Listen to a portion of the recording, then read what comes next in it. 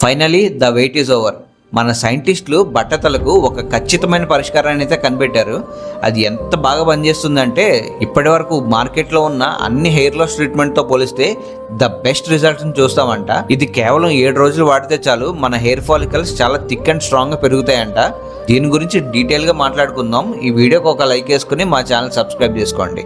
Subscribe చేసుకున్నారుగా, ఇంకా వీడియోలోకి వెళ్దామా. లాస్ ఏంజల్స్కి చెందిన university of California research team PP405 అనే మాలిక్యూల్కి మన హెయిర్ లాస్ని రివర్స్ చేయగల కెపాసిటీ ఉంటుందని కనిపెట్టారు. దీన్ని డెవలప్ చేసి లోషన్గా తలకి రాసినప్పుడు ఈ PP4 అనే మాలిక్యూల్ డార్మెంట్ అయిపోయిన హెయిర్ ఫాలికల్ని స్టిమ్యులేట్ చేసి స్టెమ్ సెల్స్ మాదిరిగా అక్కడ కొత్త హెయిర్ని థిక్ అండ్ స్ట్రాంగ్గా గ్రో చేస్తుందంట.